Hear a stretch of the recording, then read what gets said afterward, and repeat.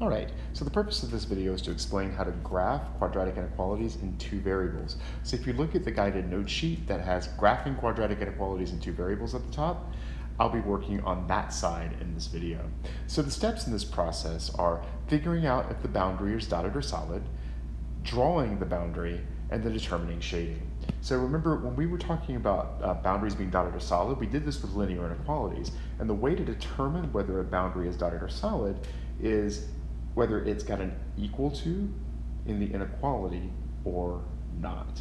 If it has the equal to, it's solid, and if it doesn't, it's dotted. In other words, it has the line underneath, it's a solid boundary.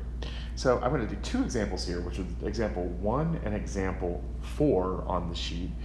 So example 1 is in standard form, and example 4 is in vertex form. So if I look at this problem 1, this one is solid because there's an equal to there. If we look at problem 4, this one is dotted.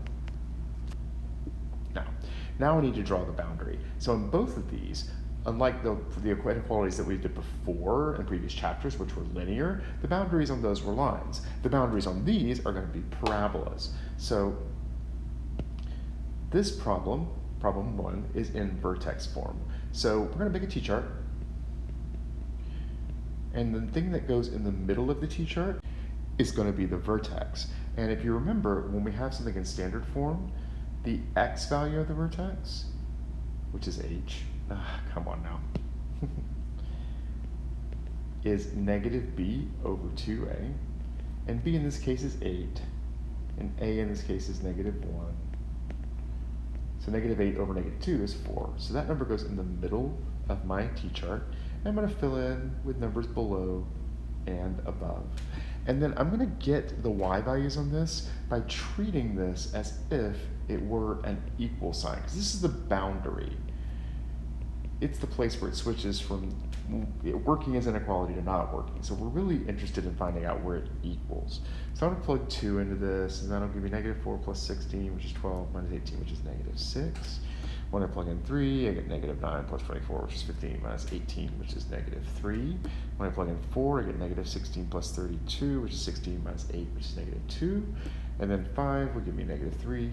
6 would give me negative 6. So now I'm going to take those points and I'm going to draw my boundary.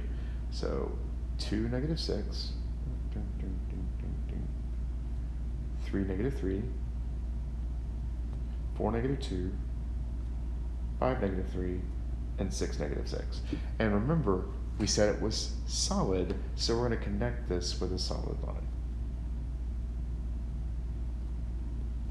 Now, I'm going to do the same thing over here on example 4. I'm going to make a t-chart. My vertex is going to go in the middle, but in this case my vertex is right there in the vertex form. The vertex here would be 4, 1. So I'm going to put 4, 1 in the middle of my t-chart. I'm going to pick numbers that are smaller than 4 and bigger than 4. And then I'm going to plug those in for x and make sure I get the y values back. So when I plug in 2, 2 minus 4 is negative 2, squared is 4, times negative 1 is negative 4, minus 1 is negative 5. When I plug in 3, 3 minus 4 is negative 1, squared is 1, times negative 1 is negative 1, minus 1 is negative 2. We already know the y value of 4 is 1, but if I wanted to check it, I could. 4 minus 4 is 0, squared is 0, times negative 1 is 0, minus 1 is negative 1. And I think I wrote 4, 1. That should have been 4, negative 1. And then 5 would give me negative 2. 6 would give me negative 5. So I'm going to draw the boundary here.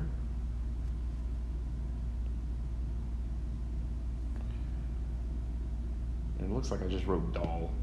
This is dotted. All right, so I'm going to plot these points.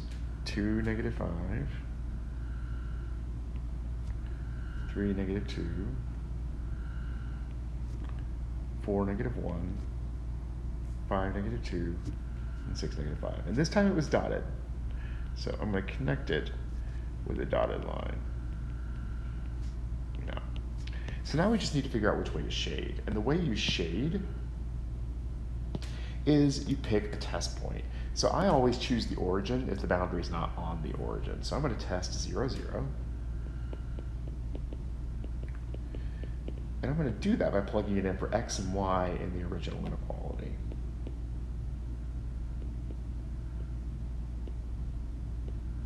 Ooh, that's messy. Sorry. So I get that 0 is less than or equal to negative 18, which is not true. Now, 0, 0 is right here. If it had worked, I would shade in all this boundary outside the parabola. But this time, since it doesn't work, I shade the stuff that's inside. So with lines, it was all about above and below. Wow, that was really messy shading. It was all about above and below, but with parabola, it's all about inside and outside. So let me fix my boundary that I messed up there. There we go. So we're going to do the same thing with the blue graph over here with number 4. So I'm going to test 0, 0. I'm going to plug in 0 for the y and for the x. And here you just have to be careful about order of operations. So 0 minus 4 is negative 4. Squared is 16 times negative 1 is negative 16. Minus 1 is negative 17. And 0 is greater than negative 17. This was outside the parabola that we tested, so we're going to shade everything outside the parabola. So that's how you graph quadratic inequalities in 2 variables.